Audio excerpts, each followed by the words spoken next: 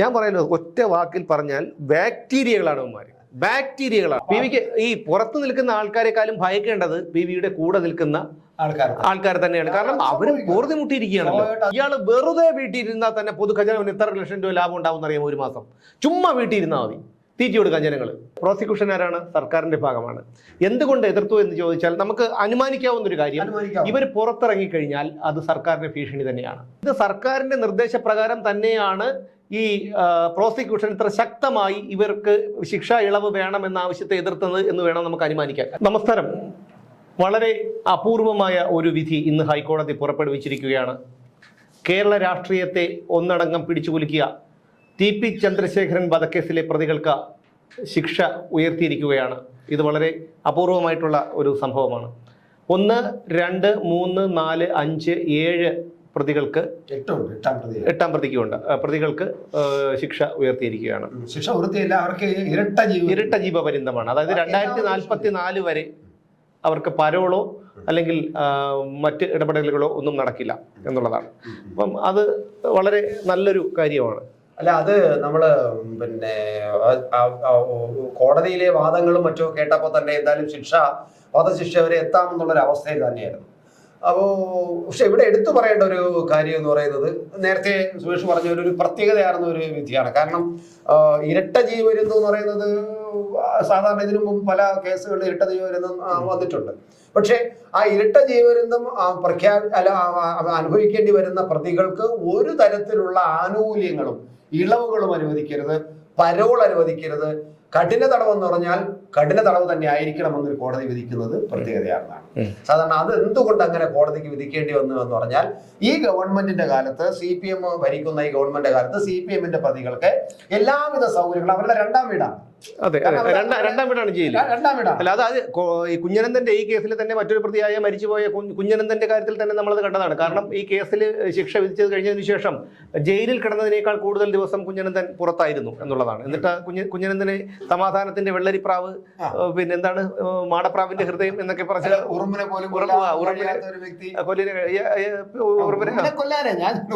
കൊല്ലാനെന്ന് പറഞ്ഞാൽ നമുക്ക് ആറെ കൊണ്ട് ഞാൻ ആക്കിയാൽ മതി. ഇത്രയും വലിയ വടിവാള് വേണ്ട. അപ്പൊ വടിവാളിട്ട് കൊല്ലാൻ പറ്റുന്നില്ല ഉറുമ്പിനെ. അതെ, അല്ല, അതാണ് ഒരു ഉദ്ദേശിച്ചിട്ടുള്ളത്. ഉറുമ്പിനെ പോലും കൊല്ലാൻ പറ്റും. എങ്ങനെയാണ് വടിവാളിട്ട് കൊല്ലാനുള്ള ഒരു ബോഡി ഉറുമ്പിനില്ല, നീറിന് പോലും ഇല്ല വടിവാളിട്ട് കൊല്ലാൻ. അപ്പൊ അവരെ കൊണ്ട് വടിവാളിട്ട് കൊല്ലാനേ അറിയാവൂ, വെട്ടി തിന്നാൻ പറയും. അതുകൊണ്ട് ഉറുമ്പിനെ കൊല്ലാൻ പറ്റിയില്ല എന്നുള്ളതാണ്. പക്ഷെ എന്തായിരുന്നാലും ഇന്നത്തെ ഒരു ശിക്ഷ വളരെ വളരെ സന്തോഷം തരുന്ന ഒന്നാണ്. കാരണം 51 വെട്ടുകൾ ഒരു മനുഷ്യന്റെ ശരീരത്തിൽ വെട്ടുക എന്ന് പറഞ്ഞാൽ നമുക്കൊക്കെ ചിന്തിക്കാൻ കഴിയുന്നതിനും അപ്പുറത്തുള്ള ഒരു കാര്യമാണ്. അതിനുശേഷം ഇവന്മാരെ പിടിച്ച് ജയിലിൽ കൊണ്ടുവന്നിട്ടപ്പോഴോ അവിടെയും ഇവന്മാർ നിരന്തരം പ്രശ്നമുണ്ടാക്കുന്നു. പരോളിൽ ഇറങ്ങി മറ്റൊരാളിന്റെ ഭാര്യയെ വിവാഹം കഴിക്കുന്നു, അതിന് പാർട്ടി സഹായിക്കുന്നു, പാർട്ടി നേതാക്കൾ കാർമ്മികത്വം വഹിക്കുന്നു, പിന്നെ ജയിലിൽ കിടന്നുകൊണ്ട് തന്നെ പുറത്തെ കൊട്ടേഷൻ നിയന്ത്രിക്കുന്നു. ഇവനൊക്കെ സമൂഹത്തിന് ശാപമാണ്. യഥാർത്ഥത്തിൽ ഇത്രയും വർഷം നികുതിപ്പണം എടുത്ത് പൊതുജനങ്ങളുടെ ഖജനാവിലെ നികുതിപ്പണം എടുത്ത് ഇവനെയൊക്കെ തീറ്റിപ്പോറ്റേണ്ട ഒരാവശ്യമില്ലായിരുന്നു. കുറ്റം തെളിഞ്ഞു കഴിഞ്ഞാൽ ഉടൻ ഇവനെയൊക്കെ കൊന്നുകളയേണ്ടതായിരുന്നു. കാരണം ഈ വധശിക്ഷ എന്നൊക്കെ പറയുമ്പോൾ എന്തോ ഒരു വലിയ ഒരു കാര്യം പോലെയാണ്. കാരണം അതിന് ഒരുപാട് എന്താണ് കയറൊരുക്കണം, അങ്ങനെ കുറേ പരിപാടി ഉണ്ടല്ലോ. ആരാച്ചാരി വേണം, ഇത് വേണം, അത് വേണം. എന്തെങ്കിലും ഒരു പിന്നെ എൻ്റെ ഒരു അഭിപ്രായത്തിൽ ഒരു ഇലക്ട്രിക് കസേരയോ അങ്ങനെ എന്തെങ്കിലും യൂറോപ്യൻ രാജ്യങ്ങളിൽ നടപ്പിലാക്കുന്നത് പോലെയുള്ളൊരു ശിക്ഷാവിധി വേണമെന്നാണ്. അതായത് വീട്ടിൽ വെറുതെ മര്യാദയ്ക്ക് ഇരിക്കുന്ന ഒരു നിരപരാധിയെ വീട് അതിക്രമിച്ചു കയറി അവൻ്റെ തലതല്ലി പൊളിച്ച് അവൻ്റെ കുടുംബാംഗങ്ങളെയും കൊന്ന് അവിടുന്ന് കവർച്ച നടത്തി കൊണ്ടുപോകുന്നവനും ജീവപര്യന്തം അല്ലെങ്കിൽ അതുപോലുള്ള ശിക്ഷയാണ്, വധശിക്ഷയില്ല. അപ്പൊ അതെന്താണ്, ഒരു നിരപരാധിയായ ഒരു മനുഷ്യന്റെ ജീവൻ എടുക്കുന്നവനെ ജീവൻ എടുക്കാൻ അവൻ സമൂഹത്തിന് ദോഷമാണ്, അവൻ സമൂഹത്തിന് ഒരു ഭീഷണി തന്നെയാണ്. അവന്റെ ജീവൻ എടുക്കരുത് എന്ന് പറയുന്നത് എവിടുത്തെ ന്യായമാണെന്ന് എനിക്ക് മനസ്സിലായില്ല. കുറെ മനുഷ്യസ്നേഹികൾ വാദിക്കുന്നത് കേട്ടിട്ടുണ്ട് അതിനെക്കുറിച്ച്. അപരിഷ്കൃതമായിട്ടുള്ള ഒരു ശിക്ഷാ രീതിയാണ് ഈ TP ചന്ദ്രശേഖരൻ വധക്കേസില് ഇപ്പം വിധി പ്രഖ്യാപിക്കാത്തത്, വധശിക്ഷ പ്രഖ്യാപിക്കാത്തതിന് കോടതി ഒരു പ്രത്യേക കാര്യം പറയുന്നുണ്ട്. കോടതിയിലെ വീക്ഷണം നമ്മളെ വീക്ഷണം പോലെ അല്ലല്ലോ. കോടതിയിലെ വീക്ഷണം വേറൊരു തലത്തിൽ വരുന്ന വീക്ഷണങ്ങളാണ്. അപ്പൊ കോടതി പറഞ്ഞിരിക്കുന്നത് ഉള്ള കേസുകൾക്ക് മാത്രമേ വധശിക്ഷ വിധിക്കാൻ പറ്റുള്ളൂ എന്നുള്ളതാണ്. പക്ഷെ എനിക്ക് തോന്നുന്നത് കോടതി അങ്ങനെ പറഞ്ഞാലും പറഞ്ഞില്ലെങ്കിലും ഈ വിധിയാണ് നല്ലതെന്ന് എനിക്ക് തോന്നുന്നത്. കാരണം ഇവനൊക്കെ ജീവിതകാലം മുഴുവനും അനുഭവിക്കണം. അവന്മാര് മറ്റ് ഇളവുകളും മറ്റുമൊക്കെ എത്ര കിട്ടിയാലും ഈ 20 വർഷക്കാലം ഇനിയിപ്പോ 2044 വരെ ഇവന്മാർ ജയിലിൽ കിടക്കണമെന്നാണ് പറഞ്ഞിരിക്കുന്നത്. ചിലപ്പോൾ നാളെ അവർക്ക് അപ്പീൽ പോയിട്ട് വല്ല ഇളവൊക്കെ അനുവദിച്ചുമായിരിക്കും, ചിലപ്പോൾ പരോളൊക്കെ അനുവദിക്കുമായിരിക്കും. പക്ഷെ എങ്കിൽ പോലും ഈ 2044 വരെ അവന് ശിക്ഷയുണ്ട്. ഈ ശിക്ഷാകാലം അവന്റെ മക്കളും അവന്റെ കൊച്ചുമക്കളും അവനും അവന്റെ കുടുംബങ്ങളും അനുഭവിക്കണം. ഇപ്പൊ തന്നെ അവന്മാരെ അനുഭവിച്ച് ചീട്ടുവാണ്. ഡയാലിസിസ് ആണ്. ഡയാലിസിസ് ആണ്. കാരണം ഒരു ദിവസം എടുക്കാൻ വയ്യ. അയാൾക്ക് ഒന്ന് മൂത്രമൊഴിക്കാൻ പോകണമെങ്കിൽ പോലും 2-3 പേര് താങ്ങണം. വേറെ അർബുദം വന്ന് മരിച്ചു. പിന്നെ ഒരാൾ മരിച്ചപ്പോ അതിനെക്കുറിച്ച് സ്വന്തം മകൾ തന്നെ പറഞ്ഞത് ഗുരുതരമായ അൾസർ ബാധിച്ചാണ് മരിച്ചത്, അല്ലാതെ എന്റെ അച്ഛന് പിന്നെ ഭക്ഷ്യവിഷബാധ വന്ന് മരിച്ചു അതല്ല എന്ന് പറഞ്ഞു. എങ്കിൽ പോലും അൾസർ പോലും വന്നു. മകൾ പറയുന്നത് വിശ്വസിക്കാമെങ്കിൽ അത് അൾസർ വന്നു. അൾസർ എന്നൊക്കെ പറഞ്ഞാൽ അനുഭവിച്ചു മാറുകയാണ്. അങ്ങനെ ഈ പ്രതികൾ മുഴുവൻ ഇപ്പൊ തന്നെ അനുഭവിച്ച് ചീട്ട് വാങ്ങിയിരിക്കണം. നിയതിയുടെ നിയമം ഉണ്ടല്ലോ, നമ്മുടെ പ്രകൃതിയുടെ ഒരു നിയമം, അവനൊക്കെ ശിക്ഷ കിട്ടിക്കഴിഞ്ഞു. അപ്പൊ ഇനി പിന്നെ നമ്മുടെ കോടതി ഒരു വധശിക്ഷ വിധിച്ചു കഴിഞ്ഞാൽ അതിനകത്ത് ഒരു ഗുണമില്ല. ഇവരൊക്കെ വധശിക്ഷ വിധിച്ചാൽ തന്നെ ഇനി അവർക്ക് എന്തെല്ലാം നടപടിക്രമങ്ങൾ ബാക്കിയുണ്ട്. ഇവർക്ക് സുപ്രീം കോടതിയിൽ അപ്പീൽ പോകാം, അത് കഴിഞ്ഞ് രാഷ്ട്രപതിയുടെ ദയാഹർജിക്ക് പോകാം, വീണ്ടും സുപ്രീം കോടതിയിൽ വരാം. ഇങ്ങനെ നിരവധി കടമ്പകൾ കടന്നാൽ മാത്രമേ വധശിക്ഷ നടപ്പിലാക്കുകയുള്ളൂ. ഇനി ഇതൊക്കെ വിധിച്ചു കഴിഞ്ഞാലോ പിന്നെ ആരാച്ചാര് വേണം, അത് വേണം, ഇത് വേണം, അത് നടക്കുന്ന ഒരു കാര്യമല്ല. അപ്പം എന്താണ്, പിന്നെ കണ്ടംപ്റ്റ് സെല്ലിലേക്ക് മാറ്റി പിന്നെ ഇവർക്ക് ജോലിയൊന്നും ചെയ്യണ്ട. ഇപ്പോഴും ജയിലിൽ അവർക്ക് ജോലിയൊന്നും ചെയ്യണ്ട. പക്ഷെ ഇവിടെ നമുക്ക് ചിന്തിക്കേണ്ട മറ്റൊരു കാര്യം എന്ന് പറഞ്ഞാൽ പ്രോസിക്യൂഷൻ വളരെ ശക്തമായി ഇവരെ എതിർത്തു എന്നുള്ളതാണ്. അത് പ്രോസിക്യൂഷൻ ആരാണ്? സർക്കാരിന്റെ ഭാഗമാണ്. എന്തുകൊണ്ട് എതിർത്തു എന്ന് ചോദിച്ചാൽ നമുക്ക് അനുമാനിക്കാവുന്ന ഒരു കാര്യം, ഇവർ പുറത്തിറങ്ങിക്കഴിഞ്ഞാൽ അത് സർക്കാരിന്റെ ഭീഷണി തന്നെയാണ്. അത് സർക്കാരിന് മാത്രമല്ല, സർക്കാർ എന്ന് പറയുമ്പോൾ ചിലപ്പോൾ ഈ 2 വർഷം കൂടെ കഴിയുമ്പോൾ പോയേക്കാം, അല്ലെങ്കിൽ വീണ്ടും തുടർഭരണം കിട്ടിയേക്കാം. പക്ഷെ ചില നേതാക്കൾക്ക് ഇതിന് കടിഞ്ഞാൺ വലിച്ച, അല്ലെങ്കിൽ ഇതിന്റെ തലതൊട്ടപ്പനുണ്ടല്ലോ, ഏറ്റവും അന്വേഷിച്ച് ഏറ്റവും ഒടുവിൽ എത്താൻ കഴിയുന്ന ഒരു നേതാവിന്റെ മാസ്റ്റർ ബ്രെയിനിന്റെ അടുത്തേക്ക് എത്തും. അപ്പോൾ അതുകൊണ്ട് എത്തരുത്. കാരണം ഇവർ പുറത്തിറങ്ങി കഴിഞ്ഞാൽ ഇനി ബ്ലാക്ക് മെയിലിംഗ് ഉണ്ടാവാം, മറ്റു കാര്യങ്ങളും ഒക്കെ ഉണ്ടാവാം. അപ്പൊ അതുകൊണ്ട് ഇനി ഒരിക്കലും 2044 വരെ ഏകദേശം ഇപ്പോഴുള്ള ഈ പല നേതാക്കന്മാരും ഒക്കെ 10-20 ചരമവാർഷികം ഒക്കെ ആയി കാണും. അപ്പോൾ 20-30 ഒക്കെ ചിലപ്പോൾ ആവും. കാരണം ഇനി 20-40 അതെ 20 ആയിരിക്കും. ഒരു 10-15, ഏറ്റവും കുറഞ്ഞ ഒരു 10-15 വാർഷികം ആഘോഷിക്കേണ്ടി വരും. 10 വർഷമെങ്കിലും എന്തായാലും ആഘോഷിക്കേണ്ടി വരും. പേടിക്കേണ്ട കാര്യമില്ല. അപ്പോൾ ഇവർ ഈ കൊടിസുനിയും ട്രൗസർ മനോജും അണ്ണൻ ഷിജിത്തും പിന്നെ അതുപോലെ മുഹമ്മദ് ഷാഫിയും ഇതുപോലുള്ളവരെ രജീഷ്, TK രജീഷും ഒക്കെ പുറത്ത് ഇറങ്ങാതിരിക്കേണ്ടത് ഇതുപോലുള്ള നേതാക്കളുടെ ആവശ്യമാണ്. അതുകൊണ്ടാണ് അവർ പല കേസിലും ഇപ്പോൾ എന്താണ്, ഗവർണറെ തടഞ്ഞ SFI പ്രവർത്തകരെ, നിലവിൽ തടഞ്ഞ SFI പ്രവർത്തകർക്ക് ജാമ്യമില്ലാത്ത വകുപ്പാണ് ചുമത്തിയതെങ്കിലും 3-ാമത്തെ ദിവസം ജാമ്യം കിട്ടി. പക്ഷേ പ്രോസിക്യൂഷൻ കാര്യമായി എതിർത്തില്ല. കാരണം പ്രോസിക്യൂഷൻ അവിടെ കാര്യമായി എതിർത്ത് ഈ കാര്യങ്ങൾ കോടതിയെ ബോധിപ്പിച്ചിരുന്നെങ്കിൽ തീർച്ചയായും അവർക്ക് ജാമ്യം കിട്ടിയെങ്കിൽ പിന്നെ ഈ വകുപ്പ് ചുമത്തേണ്ട കാര്യമില്ലായിരുന്നു. പക്ഷേ ഇത് സർക്കാരിന്റെ നിർദ്ദേശപ്രകാരം തന്നെയാണ് ഈ പ്രോസിക്യൂഷൻ ഇത്ര ശക്തമായി ഇവർക്ക് ശിക്ഷാ ഇളവ് വേണമെന്ന ആവശ്യത്തെ എതിർത്തത് എന്ന് വേണം നമുക്ക് അനുമാനിക്കാൻ. കാരണം ഈ നേരത്തെ പറഞ്ഞതുപോലെ ഇവര് പ്രതികാരം ചെയ്യുമെന്നോ അല്ലെങ്കിൽ ഇവര് ചിലപ്പോ ബ്ലാക്ക് മെയിൽ ചെയ്യുന്നോ ഉള്ളത് ഒരു കാര്യം തന്നെയാണ് സുരേഷ് പറഞ്ഞത്. അതോടൊപ്പം ഈ കേരളത്തില് ഇത് എത്രയധികം ചർച്ച ചെയ്ത, കാരണം ഈ രാഷ്ട്രീയ കൊലപാതകങ്ങളിൽ ഏറ്റവും അധികം ചർച്ച ചെയ്ത ഒരു വിഷയമാണ് TP ചന്ദ്രശേഖരൻ വാദം. മാത്രമല്ല CPM-നെ സംബന്ധിച്ചിടത്തോളം ഏറ്റവും അധികം പ്രതിരോധം പുലർത്തേണ്ടി വന്ന ഒരു രാഷ്ട്രീയ കൊലപാതകം കൂടിയാണ്. ഒരുപാട് രാഷ്ട്രീയ കൊലപാതകങ്ങൾക്ക് നടത്തിയിട്ടുള്ളവരും തഴക്കവും പഴക്കവും ഉള്ളവരാണ് CPM-കാർ. പക്ഷേ TP ചന്ദ്രശേഖരന്റെ വാദത്തിൽ ഇതുപോലെ അവരെ പ്രതിരോധത്തിലായ ഒരു അനുഭവം അവർക്കില്ല. അപ്പോൾ സ്വാഭാവികമായിട്ടും ഈ 10-12 പേര് പുറത്ത് ഇറങ്ങിക്കഴിഞ്ഞാൽ, വലിയ പ്രശ്നമില്ലാതെ പുറത്ത് ഇറങ്ങിക്കഴിഞ്ഞാൽ ഇതിനകത്ത് ഒരുത്തന്നെ കുറച്ച് വിവരങ്ങൾ പുറത്തു വന്നാൽ നമ്മുടെ കേരളത്തിലെ മാധ്യമങ്ങൾ മാപ്രാകൾ എന്ന് പറയുന്ന, ഇവർ വിളിക്കുന്ന മാപ്രകൾ എന്ന് പറയുന്നത് വളരെ കുഴപ്പക്കാരാണ്. പ്രത്യേകിച്ച് പിണറായി വിജയനോട് ഇവിടുത്തെ മാപ്രകൾക്ക് ഒരു താല്പര്യമില്ല എന്നാണ് അവർ എന്നെ പറയുന്നത്. അതുകൊണ്ട് ആരെയെങ്കിലും എന്തെങ്കിലും വീണ് കിട്ടി വലിയൊരു സ്റ്റോറികളൊക്കെ നാളെ വന്നു കഴിഞ്ഞാൽ ഇത് വലിയ പ്രസ്ഥാനത്തിന് ഒരു അപകടമാവും. അതുകൊണ്ട് അവനൊക്കെ കിടക്കട്ടെ. അല്ല, അത് മാത്രമല്ല, ഈ പറയുന്ന ഈ പരിപ്പുകട PBയെ കൊണ്ട് കേരളം അല്ല, ഈ പാർട്ടി നേതാക്കളും പാർട്ടിയും പാർട്ടിയിലെ അണികളും തന്നെ സഹികെട്ടിരിക്കുകയാണ്. കാരണം അവർക്കൊക്കെ ഒരു തക്കം കിട്ടിയാൽ, ഇപ്പോൾ ആരാണ് മറുഭാഗത്ത് ആരൊക്കെയാണ്? TP Nandakumar, Sabu M Jacob, Swapna Suresh, അങ്ങനെ നിരവധി, HRDS അജി കൃഷ്ണൻ, അങ്ങനെ നിരവധി പേരാണ് PVയുടെ മറുഭാഗത്ത് നിൽക്കുന്നത് പ്രത്യക്ഷമായി.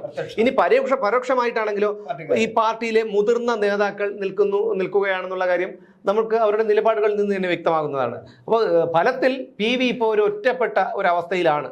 PVക്ക് ഈ പുറത്തു നിൽക്കുന്ന ആൾക്കാരെക്കാളും ഭയക്കേണ്ടത് PVയുടെ കൂടെ നിൽക്കുന്ന ആൾക്കാർ തന്നെയാണ്. കാരണം അവർ പോർതി മുട്ടിയിരിക്കുകയാണല്ലോ. പരിപ്പോടെ PV പരിപ്പോടെ പറയുന്നുള്ളൂ. കാരണം മറ്റേ പറയണ്ട പരിപ്പോട.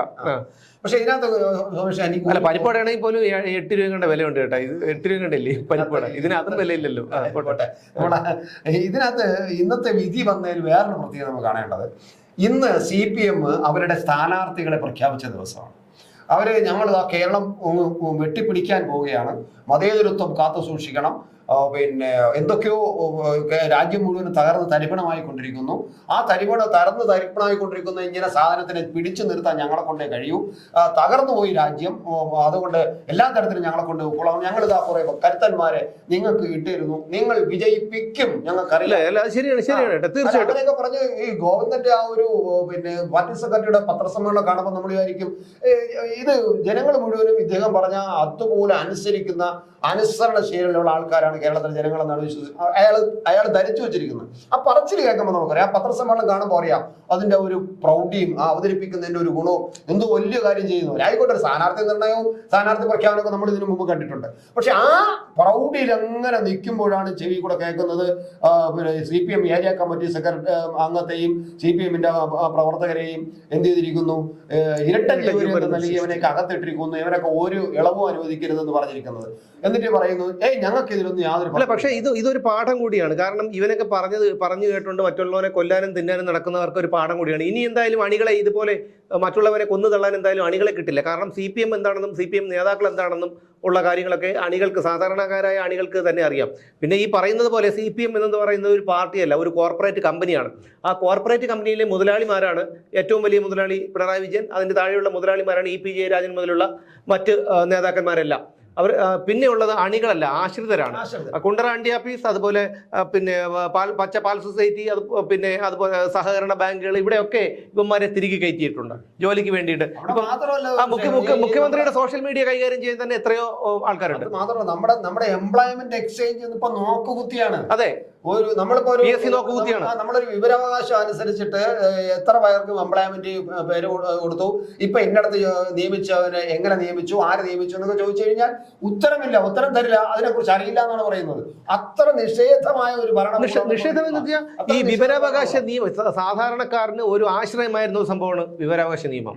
ആ വിവരാവകാശ നിയമത്തെ പോലും ഈ ഇവന്മാരെ അട്ടിമറിച്ചു എന്നുള്ളതാണ് പിന്നെ ഏറ്റവും ഒരു വലിയ സങ്കടകരമായ ഒരു കാര്യം.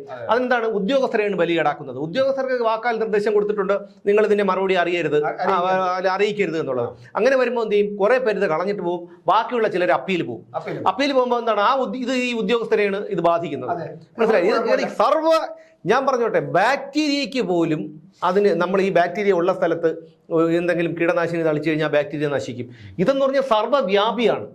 എവിടെയുണ്ട്? അണ്ടിയാഫീസിലുണ്ട്, സഹകരണ ബാങ്കിലുണ്ട്, സർക്കാർ ഓഫീസുകളിലുണ്ട്, പൊതുനിരത്തുകളിലുണ്ട്, പാർട്ടി ഓഫീസുകളിലുണ്ട്, ഹെഡ്ലോട്ടിലുണ്ട്, എല്ലാത്തിലുമുണ്ട്. ഇവന്മാരെന്ത് ചെയ്യാൻ പറ്റും?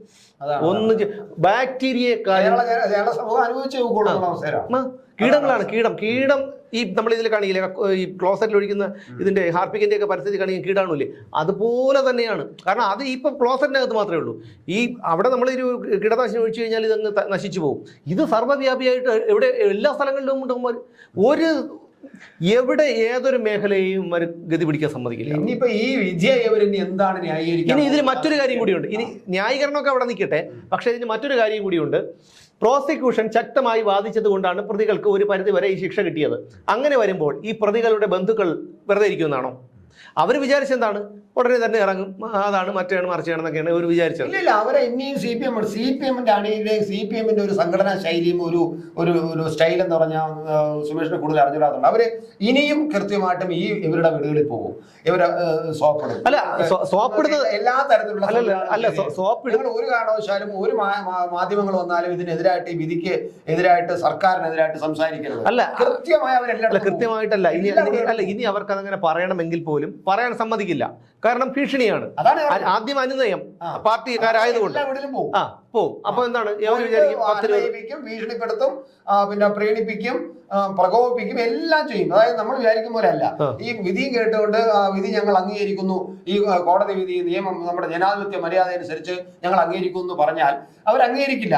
അവർ കൃത്യമായിട്ടും ഓരോ പ്രതികളുടെ വീട്ടിൽ പോയിട്ട് ഒരു എതിർപ്പും വരാത്ത തരത്തിലുള്ള ആ അംഗങ്ങളുടെ ഇടയിൽ നിന്ന് ഒരു വാക്ക് പോലും, കാരണം മാധ്യമപ്രവർത്തകരാണ് ഇവരെല്ലാവരും അടുത്ത് പോകും, ഇനി പ്രതികളുടെ വീട്ടിലൊക്കെ പോകും, CPM-ന് അറിയാം, ഇവരെല്ലാം വീട്ടിൽ പോകും, ഉറപ്പാണ്. എല്ലാവരും വീട്ടിൽ പോയിട്ട് എല്ലാവരെയും നിയന്ത്രിക്കും. എന്തിനാ നമ്മളൊരു അനുഭവം ഉണ്ടല്ലോ, ഇപ്പോ ഒരു 15 അജീഷ്, ആന ചവിട്ടിക്കൊന്ന അജീഷ് ഉണ്ടല്ലോ, അയാൾക്ക് ഇവിടെ കേരള സർക്കാർ കൊടുത്ത 10 ലക്ഷം രൂപ, കർണാടക സർക്കാർ 15 ലക്ഷം രൂപ കൊടുത്തു. കർണാടക സർക്കാർ കൊടുത്ത 15 ലക്ഷം വേണ്ടെന്ന് ആ വീട്ടുകാർ പറഞ്ഞു. അത് ഇവരുടെ സമ്മർദ്ദം കൊണ്ടാണ്. കഴിഞ്ഞാൽ കേരളത്തിൽ ജീവിക്കാനുള്ളതാണ്, നിങ്ങൾക്ക് ജീവിക്കാൻ പറ്റില്ല, തീർച്ചയായിട്ടും പിന്നീട് അനുനയിപ്പിക്കും. നിങ്ങൾക്ക് അവിടെ ജോലി തരാം, ഇവിടെ ജോലി തരാം, നിങ്ങൾക്ക് ഇന്നടത്ത് വായ്പ ചേരാം, അല്ലെങ്കിൽ ഞങ്ങൾ ഇത്ര രൂപ കൊണ്ടുതരാം, അതുകൊണ്ട് ആ 15 ലക്ഷം രൂപ വാങ്ങിക്കരുത് എന്ന് പറയും. പാവങ്ങൾ നാളെ വിളിച്ചു പറയും ഞങ്ങൾക്ക് വേണ്ടെന്ന്. അല്ല, ഞാൻ ചോദിക്കുന്നത്, നമ്മുടെ ഇപ്പൊ സാധാരണക്കാരായ ആർക്കും ഒരു സംശയം ഉണ്ടാവാം. കാരണം ഒരു കുടുംബം അവരുടെ സാമ്പത്തിക നില എന്തോ ആയിക്കോട്ടെ, ഇടത്തരമോ പാവപ്പെട്ടവരോ പണക്കാരോ എന്തോ ആയിക്കോട്ടെ, അവർക്ക് ഇതുപോലെ അവരുടെ കുടുംബത്തിൽ ഒരു ദുരന്തം ഉണ്ടായപ്പോൾ സർക്കാർ പൈസ കൊടുത്തോ?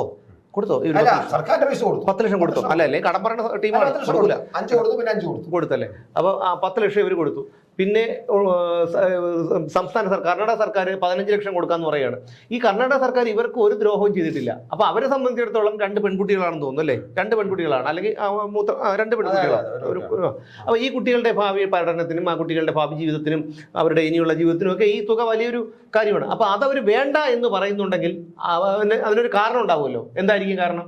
അവർക്ക് കർണാടക സർക്കാർ അവരെന്തെങ്കിലും ചെയ്തോ, അല്ലെങ്കിൽ ഈ കർണാടകത്തിലുള്ള എന്തെങ്കിലും ആൾക്കാരുമായിട്ടുള്ള വ്യക്തിപരത്തിന് സർക്കാരിന്റെ കാര്യത്തിലൂടെ പറയണ്ട.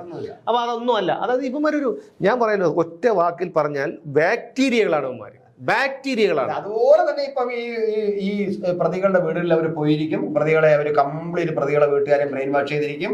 അതുകൊണ്ട് ഒരു മാധ്യമ പ്രവർത്തകർ അന്തം വിട്ടൊരു സെൻസേഷൻ വാർത്ത ഉണ്ടാക്കാന്ന് പറഞ്ഞ് പോയാൽ കിട്ടില്ല. അവര് പേടിച്ച് ഒരൊറ്റ വക പറയുന്നത്, ഞങ്ങൾക്ക് ഞങ്ങളുടെ പിന്നെ ആള് ചെയ്ത നല്ല കാര്യമാണ്, കാരണം രാജ്യത്ത് വിപ്ലവം ഉണ്ടാകാൻ വേണ്ടി ചെയ്ത നല്ലൊരു കാര്യമാണ്, നാളത്തെ ചുവന്ന സൂര്യന്റെ ഉദയം കാണാൻ വേണ്ടിയാണ് എന്റെ ചുവന്ന സൂര്യൻ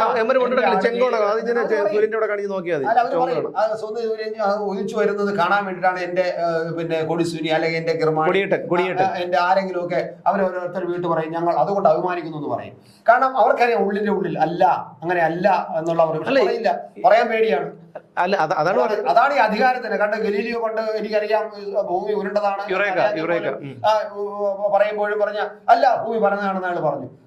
അപ്പോഴും അയാളെ മനസ്സിരുന്ന മന്ത്രിച്ച് ഭൂമി ഉരുണ്ടതാണെന്നാണ്. അതുപോലെയാണ് CPM-ന്റെ ഇവർക്കെല്ലാം കൃത്യമായിട്ട് ഇവർക്കെല്ലാം കാര്യങ്ങൾ അറിയാം. പക്ഷെ അവരെന്ത് പറയില്ല, കാരണം ഭയമാണ്. അല്ല, ഇനി ഒരു കാര്യം കൂടി ഉണ്ട്. ഇവരുടെ ജീവൻ സുരക്ഷിതമല്ല എന്നുള്ളതാണ് മറ്റൊരു വിഷയം. കാരണം പ്രോസിക്യൂഷൻ കൃത്യമായി ശക്തമായി എതിർത്തിട്ടുണ്ടെങ്കിൽ അത് പാർട്ടിയുടെ നിർദ്ദേശപ്രകാരം തന്നെയാണ്. അതായത് ഇവർ പുറത്തു വരാതിരിക്കേണ്ടത് പാർട്ടിയുടെ ആവശ്യമാണ്. നേതാക്കൾ ചില പാർട്ടിയുടെ അനുഭവമുണ്ട്. കാരണം കുഞ്ഞനന്തൻ മരിച്ചത് എന്തുകൊണ്ടാണ്? അതെ. അപ്പൊ കുഞ്ഞനന്തന്റെ മരണത്തിന് കാരണമായത് എന്താണ് വിഷയം? കാരണം ഇത് കുറേശ്ശെ ഇതുപോലെ കുഞ്ഞനന്തൻ പുറത്തു വന്നപ്പോൾ തന്നെ വലിയ പ്രശ്നങ്ങളായി. കുഞ്ഞനന്തൻ ചില എതിരഭിപ്രായങ്ങളൊക്കെ പറഞ്ഞു കഴിഞ്ഞു. അപ്പൊ ഇനി ഇയാളിരുന്ന് നോക്കൂല എന്ന് പറഞ്ഞിട്ടാണ് കുഞ്ഞനന്തൻ മരണത്തിന് കാരണമായ ഭക്ഷ്യവിഷബാധ ഉണ്ടായത്. അതുപോലെ ഈ 12 പേരെ ഇനി ചെയ്യണ്ടേ? ഭക്ഷ്യവിഷബാധ സംശയിക്കും ആൾക്കാർ. അപ്പൊ ഈ 12 പേരെയും ചെയ്യണ്ടേ? അപ്പൊ അതുകൊണ്ട് വാദിച്ചു, ശക്തമായിട്ട് വാദിച്ചു. കാരണം ജനാധിപത്യ മര്യാദ അനുസരിച്ച് സർക്കാർ ചെയ്യേണ്ട കടമ ചെയ്തു എന്ന് ഇനി പറയും. മനസ്സിലായില്ലേ? ഞങ്ങൾ കൃത്യമായിട്ടും ഞങ്ങളെ പ്രോസിക്യൂഷൻ ശക്തമായിട്ട് വാദിച്ചു. അതുകൊണ്ട് ഈ കൊലപാതകം ചെയ്ത ക്രൂരന്മാരായ ഈ പ്രതികൾക്ക് നല്ല ശിക്ഷ കിട്ടിയെന്ന് ഇനിയിപ്പോ വേണം അതൊക്കെ പറയാം. കൂടെ ചേർത്ത് പറയും ഞങ്ങൾക്കൊന്നുമില്ല പങ്കില്ല, ഞങ്ങളിലൊന്നുമില്ല എന്ന് പറയും ചെയ്യും. പക്ഷേ ഇതിന്റെ അന്വേഷണം നേരെ ചെന്ന് കഴിഞ്ഞാൽ മറ്റേ കോഴിക്കോട്ടുകാരെ ഇതിനകത്ത് കയറി പോകും. കോഴിക്കോട്ടുകാരനല്ല കണ്ണൂരുകാരെ. അല്ല, കോഴിക്കോട്ടുള്ള ഒരു കക്ഷിയുണ്ട്. അത് കഴിഞ്ഞിട്ട് പിന്നെ പരിപ്പോട പിന്നെ എന്ത് ചെയ്യും? ഒന്നും ചെയ്യില്ല. ഒരു കാര്യത്തിനും പരിപ്പോടെ ഒന്നും ചെയ്യില്ല. അപ്പൊ അതുകൊണ്ട് ആ ഒരു കാര്യം ഒന്നുമില്ല. അല്ല, അതുപോലെ തന്നെയാണ് ഈ പറഞ്ഞു വരുന്ന കൂട്ടത്തിൽ പറയാതിരിക്കാൻ പറ്റാത്തൊരു കാര്യമുണ്ട്. ഇന്നലെ ഒരു കോഴിക്കോട്ടുള്ള ഒരു വേദിയിൽ വെച്ച് ഷിബു ചക്രവർത്തിയെ ഒരു അഭിപ്രായം പറയാൻ ഒരു അവസരം കിട്ടിയെന്ന് കരുതി എന്തും പറയാമെന്നാണോ? അല്ല, ഇയാൾ ആരെന്നാണ് ഇയാളെ വിചാരം? എനിക്ക് അറിഞ്ഞുകൂടാത്തോണ്ട് ചോദിക്കുന്നു. ഇയാൾ ആരാണ്? എല്ലാവരെയും പത്രക്കാരെ ചാടിക്കടിക്കുന്നു, ജനങ്ങളെ ചാടിക്കടിക്കുന്നു, വേദിയിലിരിക്കുന്നവരെ ചാടിക്കടിക്കുന്നു. ഇനി ഷിബു ചക്രവർത്തിയാണ് ഇയാൾ പറഞ്ഞത്. അതിനെ മാറ്റിയിട്ട് ഷിബു മാറ്റിയിട്ട് വിജയൻ ചക്രവർത്തി എന്നാക്കണം. അല്ല ചേട്ടാ ഞാനാണെങ്കിൽ പറഞ്ഞ് പോവാ തന്റെ ജോലിയൊക്കെ താൻ വിളിച്ചിട്ടാണോ ഞാൻ വന്നത്, തന്റെ കുടുംബത്തിലാണോ വന്നിരിക്കുന്നത് ഞാൻ അത് ചോദിക്കാനുള്ള ആർജവം എന്താണ് ഇവർക്ക് ഇല്ലാതെ പോകുന്നതാണ് എനിക്ക് മനസ്സിലാവുന്നത്. അത് പറയാൻ പറ്റില്ല. ഈ ഷിബു ചക്രവർത്തി കൈരളി ടിവിയിലെ പ്രോഗ്രാം പ്രൊഡ്യൂസർ ആയിരുന്നല്ലോ. അതായത് അതുകൊണ്ടാണ്. അപ്പം എന്നാ യഥാർത്ഥത്തിൽ കോഴിക്കോട് നടന്ന ഒരു പരിപാടിയിൽ വിളിക്കേണ്ടത് ആരെയാണ്? MT വാസുദേവൻ നായരെ. MT വാസുദേവൻ നായരെ വിളിക്കാത്ത കാര്യം എന്താണ്? അദ്ദേഹം അഭിപ്രായം പറഞ്ഞതുകൊണ്ട്. പക്ഷെ എന്ത് ചെയ്തു? പിന്നെ ടി പത്മനാഭൻ പേഷ കൊടുത്തു. എന്നിട്ട് മിണ്ടിയില്ല. അങ്ങനെ പറഞ്ഞതായിട്ട് പോലും മിണ്ടില്ല. വന്നിട്ടുമില്ല. ഞാനൊന്നും കേട്ടിട്ടില്ല. ഞാൻ കേട്ടില്ല. മറ്റേ അടിച്ചത് കണ്ടാന്ന് വെച്ചാൽ ഞാൻ കണ്ടില്ല എന്ന് പറയും പോലെ ദീപന്മനാ ഇന്നേനൊക്കെ പറഞ്ഞല്ലോ. പറഞ്ഞോ? ഞാൻ കേട്ടില്ല. അപ്പൊ ഞാൻ എന്റെ അടുത്തിരുന്ന ഒരാളെന്തോ സംസാരിച്ചോട്ടെ ഞാൻ കേട്ടില്ല എന്ന് പറയാം. ചെവിയിൽ വണ്ട് കയറി. ഞാൻ എടുക്കാനുള്ള ശ്രമത്തിലായിരുന്നു. ജാഗ്രത കുറവുണ്ടായത് കാരണം ചെവിക്കകത്ത് വണ്ട് കയറി. ആ വണ്ടില്ല കാരണം സെക്യൂരിറ്റി അത്രയാണ്. പക്ഷെ അല്ല ഇത് പിന്നെ അല്ല എനിക്ക് മനസ്സിലാകാത്ത ഒരു കാര്യം, ഒരു വേദിയിൽ ഒരാൾ അഭിപ്രായം പറഞ്ഞു. ഷിബു ചക്രവർത്തി അദ്ദേഹം ഒരുപാട് നല്ല ഗാനങ്ങളൊക്കെ എഴുതിയിട്ടുള്ള ഒരാളാണ്, ശരി, സമ്മതിച്ചു. അദ്ദേഹത്തിനെ വിളിച്ച് അദ്ദേഹം ഒരു അഭിപ്രായം പറഞ്ഞതിന് പറഞ്ഞു അഭിപ്രായം പറയാം. ഇയാൾ എന്തെല്ലാം പൊട്ടത്തരം വിളിച്ചു പറയുന്നു, ഇയാൾ എന്താ മണ്ടത്തരം വിളിച്ചു പറയുന്നു. അല്ല ഞാൻ ചോദിക്കുന്നത്, ഇത് കേരളത്തിന്റെ ഒരു പൊതുവേദിയിൽ സാംസ്കാരിക നായകർക്കോ മറ്റ് തോമസ് ചാഴിക്കാടനെ മറ്റേ ഇവിടെ ചാടിച്ചല്ലോ പാലായിൽ വെച്ച് നവകേരള സർക്കിട്ടിന്റെ ഇടയ്ക്ക്. അപ്പൊ ആ പത്രക്കാരോട് മാറി നിൽക്കും ഇങ്ങോട്ട് കടക്ക് പുറത്ത്. ഇപ്പോഴും പത്രക്കാരെ മുഴുവൻ ഇറക്കി വിട്ടിട്ടാണ് കാര്യങ്ങൾ അല്ലാതെ അവരുടെ ഒരു ക്യാബിനറ്റ് യോഗമൊന്നല്ല ഇവിടെ നടക്കുന്നത്. മുഖാമുഖം എന്ന് പറയുന്നത് ക്യാബിനറ്റ് യോഗമല്ല. പിന്നെ സാധാരണ ജനങ്ങളെ വിളിച്ചു വരുത്തിട്ട് നിങ്ങൾക്ക് എന്തെങ്കിലും പറയാണ്ടോ ചോദിക്കുന്ന പരിപാടിയാണ്. അവിടെ ഈ പത്രക്കാരൻ നിൽക്കാൻ സമ്മതിക്കുന്നില്ല. ഭയമാണ്, അല്ലാതെ വെറുപ്പ് കൊണ്ടല്ല. ഭയമാണ്. ഭയത്തിന്റെ കാര്യം ഞാനൊരു കാര്യം പറഞ്ഞോട്ടെ. വേറെ കാര്യമുണ്ട്. ഈ 50 ചോദ്യങ്ങൾ ചോദിക്കാന്നൊക്കെ പറയുന്നല്ലോ, ഉത്തരം ഒന്നാണ്. ഒന്നല്ല ഒറ്റ ഉത്തരം. എന്താണ്? 50 ചോദ്യങ്ങൾ ചോദിക്കും. എല്ലാം കൂടെ അടിച്ചു കലക്കി അങ്ങനെയൊക്കെ നേരത്തെ എഴുതി വെച്ചിരിക്കുന്ന കുറെ കാര്യങ്ങൾ ഉത്തരവായിട്ട് പറയും. നിങ്ങൾ ചോദിച്ച 50 എന്റെ ഉത്തരം ഇതാണ്, നിങ്ങളൊക്കെ ധരിച്ചോണം. ഇയാൾക്ക് ഞാൻ പറഞ്ഞോട്ടെ, ഒരാൾക്ക് ചെറിയ പ്രശ്നങ്ങളൊക്കെ ഉണ്ടാവാം. പക്ഷെ ഇത് എല്ലാവർക്കും ഉണ്ടായി കഴിഞ്ഞാൽ എന്ത് ചെയ്യും പറ്റും? ഞാനൊരു കാര്യം ചോദിച്ചോട്ടെ, ഈ മാധ്യമങ്ങളെ ഇത്രയും ഇവര് മാധ്യമങ്ങളെ ചാടിച്ചു ഇന്നലെ തന്നെ.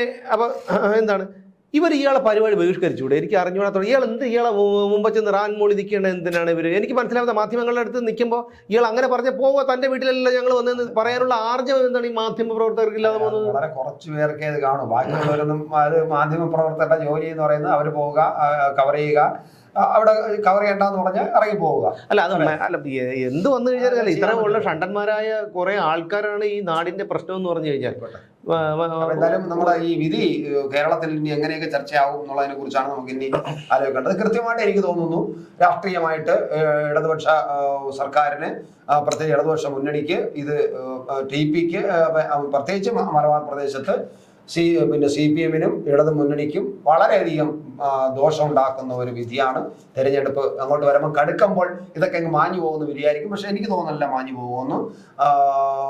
പാവം നമ്മളെ ശൈലജ ടീച്ചറിന്റെ കാര്യം ആലോചിക്കുമ്പോഴാണ് സങ്കടം വരുന്നത്. പിന്നെ ഈ വടകരയില് ശൈലജ ചിത്രം എന്തോ ആക്കിളയാന്ന് പറഞ്ഞാണ് പോകുന്നത്. എനിക്ക് ഈ കമ്മ്യൂണിസ്റ്റ് പാർട്ടിയിലുള്ള ആരെ കുറിച്ച് ആലോചിച്ചിട്ട് ഒരു വിഷമവും തോന്നുന്നില്ല. കാരണം തലയ്ക്ക് അല്പമെങ്കിലും വെളിവുള്ളവരാണെങ്കിൽ, അവരൊരു മര്യാദക്കാരാണെങ്കിൽ, ഇപ്പോൾ ശൈലജ ടീച്ചർ ആയിരുന്നാൽ പോലും ഈ പരിപ്പൂട കാണിക്കുന്നതും പരിപ്പൂടയുടെ മകള് കാണിക്കുന്നതും ഒക്കെ എല്ലാം മനസ്സിലാവും. അപ്പോൾ ഈ പാർട്ടിയുടെ ഈ ഒരു മൂല്യച്യുതിയും ഇതെല്ലാം അവർക്ക് മനസ്സിലായിട്ടുണ്ട്. അപ്പോൾ എന്ത് ചെയ്യണം? മാന്യമായിട്ട് ഞാൻ ഇനി വിശ്രമ ജീവിതത്തിലേക്ക് പോകുന്നു എന്ന് പറഞ്ഞ്, കാരണം എന്താണ്, പാർട്ടിയെ കുറ്റപ്പെടുത്തിക്കൊണ്ട് നിൽക്കാൻ കഴിയില്ല. കാരണം അവർ മന്ത്രിയായിട്ടിരുന്ന ഒരാളാണ്, MLA ആയിട്ടിരുന്ന ഒരാളാണ്, പാർട്ടിയുടെ നേതാക്കന്മാരുമായിട്ടൊക്കെ ബന്ധമുള്ളതാണ്. അപ്പോൾ ഫൈറ്റ് ചെയ്യാൻ പറ്റില്ലായിരിക്കും, അവർക്ക് അത്രയും പ്രായമായി.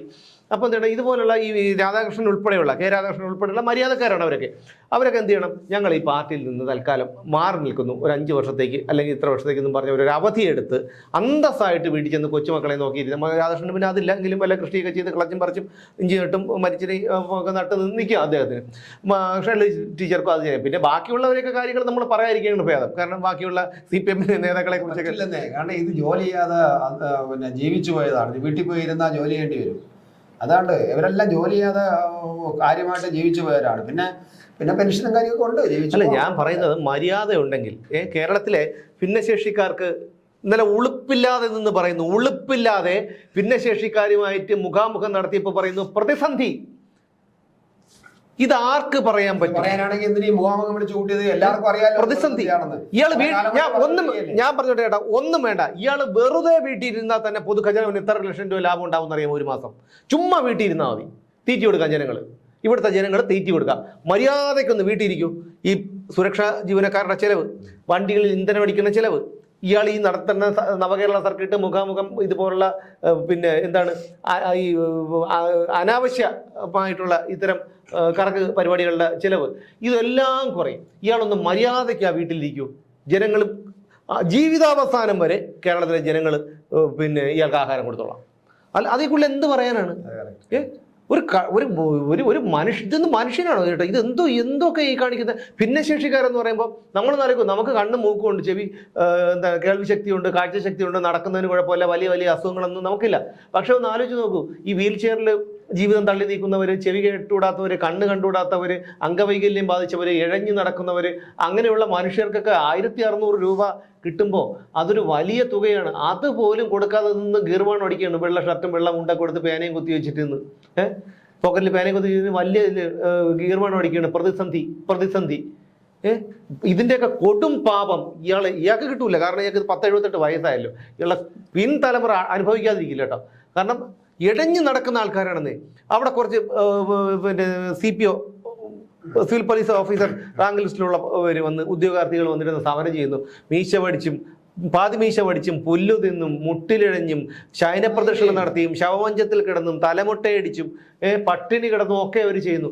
കണ്ണ് തുറക്കുന്നതേ ഇല്ല. കണ്ണ് തുറന്നാൽ പോയില്ലേ നാടുവാഴിയുടെ ഗൗരവം മാറും. പക്ഷെ ഒന്ന് ആലോചിച്ച് നോക്കൂ, ഇത് ഉമ്മൻചാണ്ടി സാറിന്റെ കാലത്താണ്, ഉമ്മൻചാണ്ടി സർക്കാരിന്റെ കാലത്താണെങ്കിൽ അദ്ദേഹം ഇത് സമ്മതിക്കുമായിരുന്നു. അച്യുതാനന്ദന്റെ കാലത്താണെങ്കിൽ സമ്മതിക്കുമായിരുന്നു. EK നായരുടെ കാലത്താണെങ്കിൽ സമ്മതിക്കുമായിരുന്നോ? അവരാരെങ്കിലും മനുഷ്യത്തുള്ളവരല്ലേ? അവരാരെങ്കിലും ഇത് ചെയ്യുമായിരുന്നോ?